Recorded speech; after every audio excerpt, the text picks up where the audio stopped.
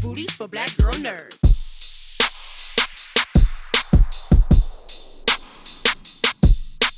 Thank you, Paul, for your time. I appreciate it. Pleasure to be here. Thank you. Thank you indeed. I enjoyed your performance so much. And when I look at what a teacher represents to me in my life and how important they have been to me, and even the ones that were a little bristly, there was still a sort of affection that you have for them and respect. Mhm. So, with Paul, as we go on this journey and discover where the root of what makes him who he is, it's very sad, and it's very, I don't want to say sad. People will discover where Paul is in his journey. Human. It's very human. It's a very human thing indeed. Yeah. What do you think when people are operating from a place of extreme hurt? What do you think they most, and in film Paul's case, what does he crave most for people from humanity to heal him, I, in th- a sense? I think he would think he needs all this respect and things like that. But I think that goes along with the story he's been telling himself. I think he simply needs compassionate connection with people, empathy, like a simple. And I think he craves the connection he has with the kid, not because he can then teach the kid, but he has a kind of affectionate bond with somebody. And with her, we always talked about how there's a funny kind of husband-wife thing happening between them. He just needs somebody who seems to understand and forgive him being a jerk in some ways. He needs understanding, and he needs compassion, and he finds it with these people. And, he's never really had it. When I've been watching you discuss him and his role, I've discovered that, like, your true passion and your true love for cinema, and some of the other interviews that I've seen you doing Mm, since the Holdovers has begun his press tour. mm. And instead of asking you why you wanted to do this, when are there common threads in all the roles that you select, Hmm. that if they don't have that common thread, it's a no-go for I you don't as know an that artist? that's interesting, and I don't know that I'm conscious of it necessarily. And some of it's what comes to me, And as an actor, you begin to sort of. It's a funny thing, the relationship between what you get and what you pick and all those kinds of things. I think whether I planned it or not, there is some funny way that I keep finding people who feel like outsiders a bit, and it's like people who don't quite know how to fit in. They want to, and they have a hard time fitting in the world. So there's some sort of misfit thing that keeps coming back to me. I don't know that it's me looking for it necessarily, but it's certainly interesting to me. So maybe there is some way I'm attracting it. I don't know.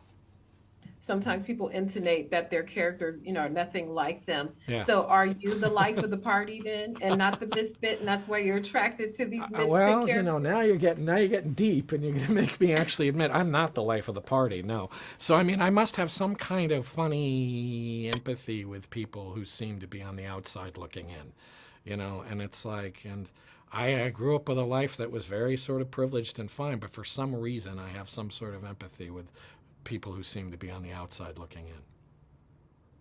And lastly, clearly very cold where you guys were, and during filming, who Yeah. fell down in the street first on the ice? I Did did. anybody I, have a I major did. ice I pick did. I out? fell down a couple of times. I slipped and fell down a couple of times. I don't think the other two ever slipped and fell down. Divine was the coldest. She definitely felt the cold, and Dom was dealing with it better than. But I fell over. I'm the one who fell over. It's the devil. Black ice is the devil. It is. Thank you. Thank you so much Thank for you. your beautiful performance. I Thank you. appreciate talking to you. Thank you. I enjoyed your beautiful performance, and I thought about what a tightrope it is when you're a person who is of service to others in any capacity.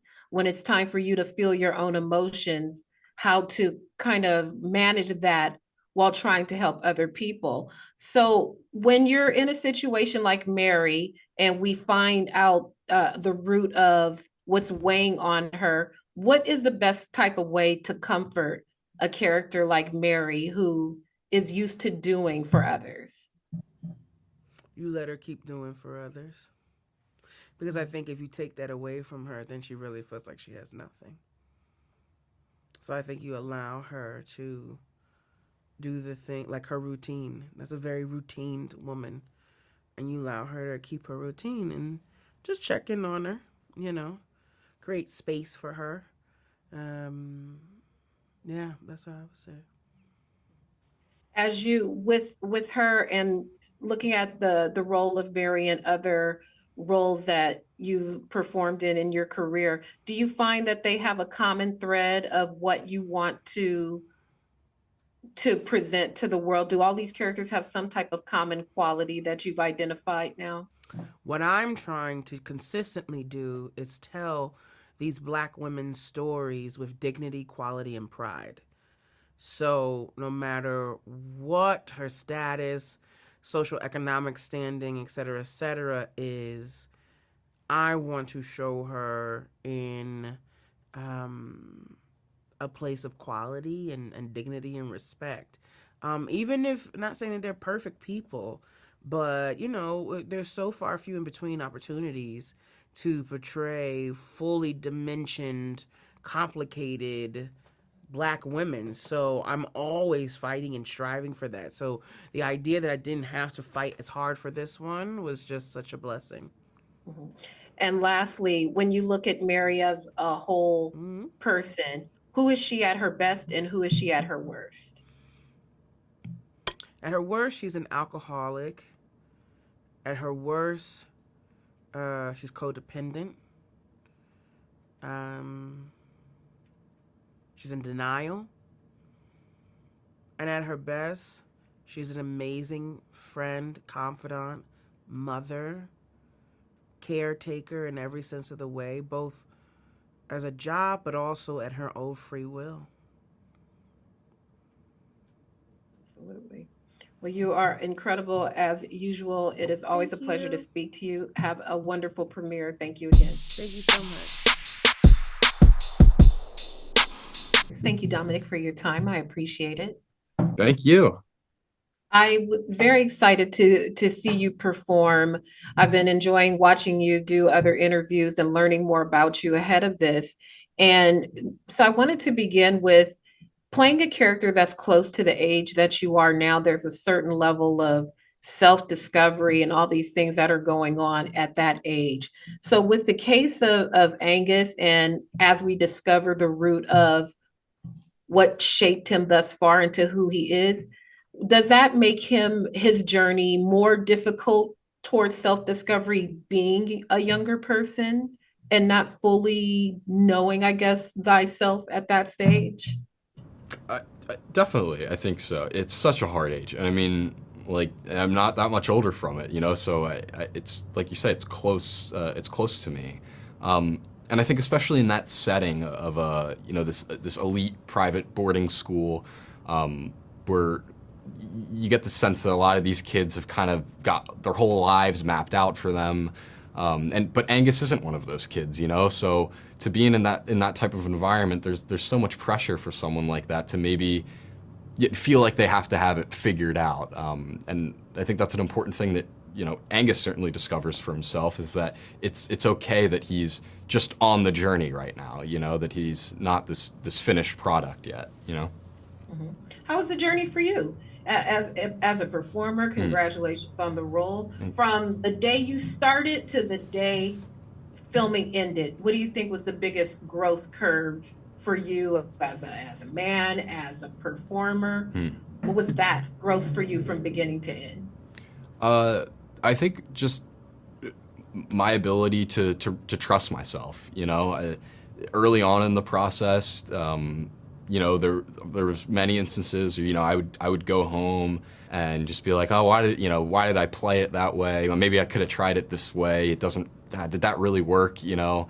But then as I, you know, progressed along and got more comfortable, obviously, with my cast and Alexander as well, I was really able to feel like every day I was putting it all out there and really making the most of the time we had on set. And looking at who Angus and now have embodied him, who is he at his best and who is he at his worst?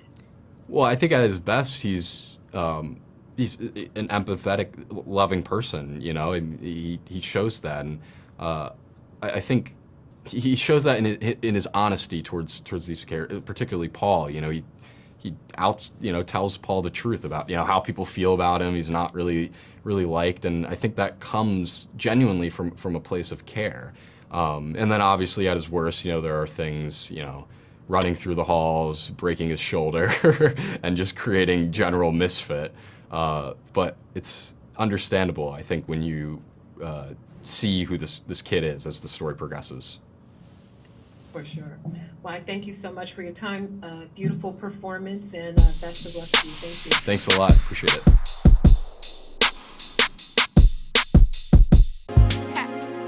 Better shake your booties for black girl nerves. Better shake your booties for black girl nerves.